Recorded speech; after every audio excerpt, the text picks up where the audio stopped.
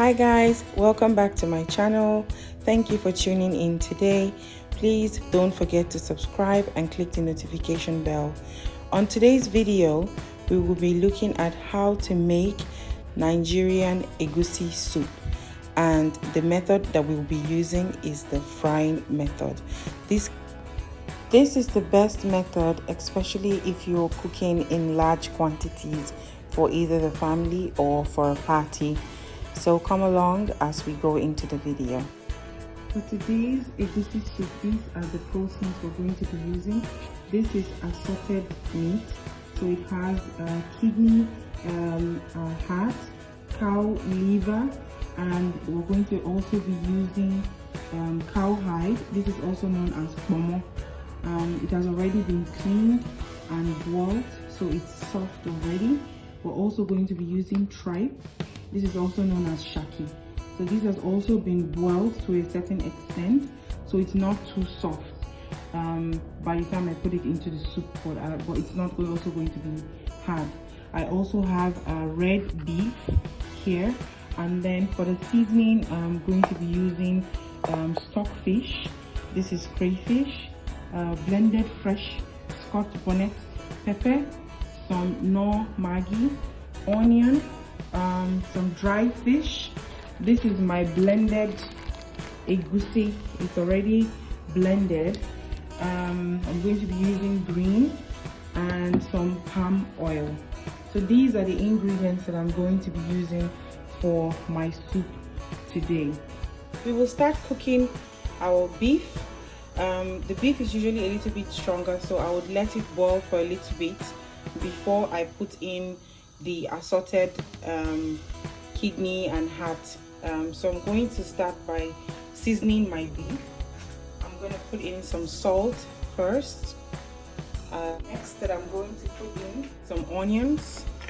I'm going to go in with my blended Scotch bonnet pepper. I'm going to go in as well with 2 Knorr seasoning cubes. I normally season my beef very well so that when it goes into the soup, it tastes nice. If you don't put enough seasoning, by the time it goes into your soup, it will taste very bland, and you don't want that.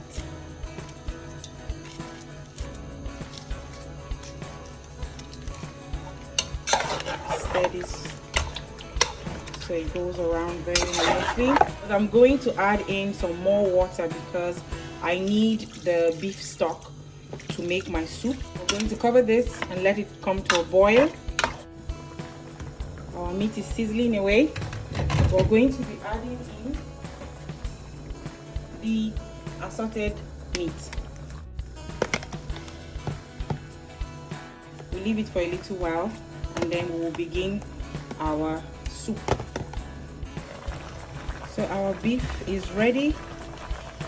If you notice, I have added in the tripe and the bonnet.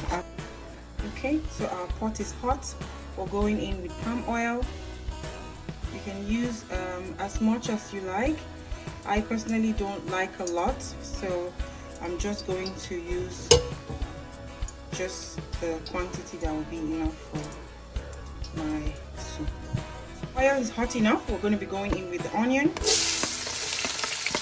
So you can just use as much as you like. And then for our egusi, this is the dried egusi, but I'm going to be mixing some water. I usually dissolve it in water first. We're going in straight into the oil.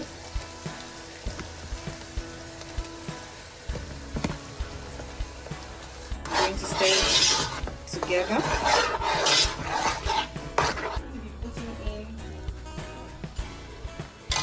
This is dried chili pepper,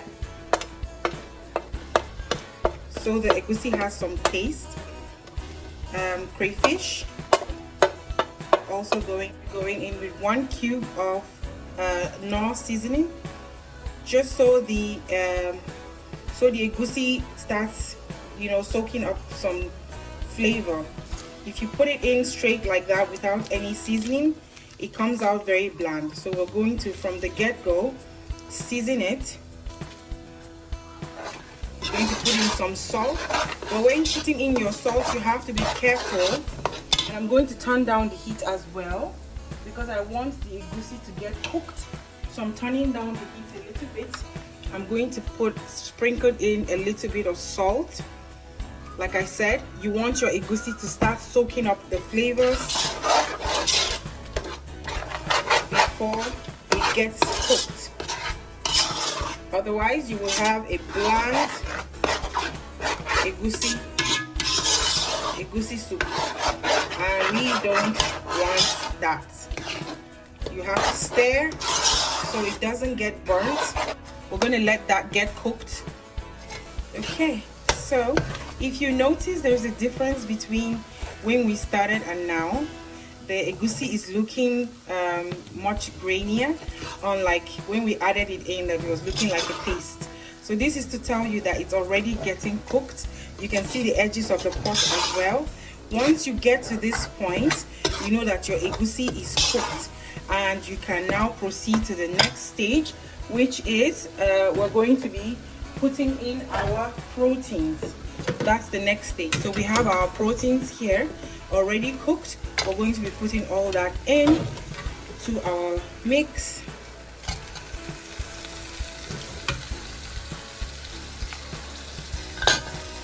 It's a good time to pour some water in so it doesn't get burnt at the bottom. Like I told you, you don't want it to get burnt, otherwise it will ruin the taste of your soup.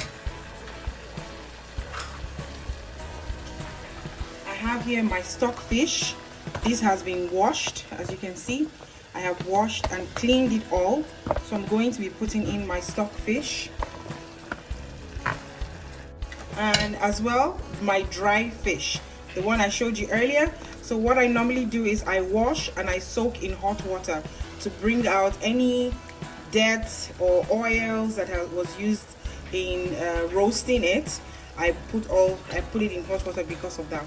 We're going to be adding that to our soup. Okay, the one, remember, that we made. We're going to be putting some of that in here. We're going to put in all the proteins, and then we will cover this to boil. Wow, look at that, such a beauty. This is a beauty. So you have to keep stirring, but our soup is ready.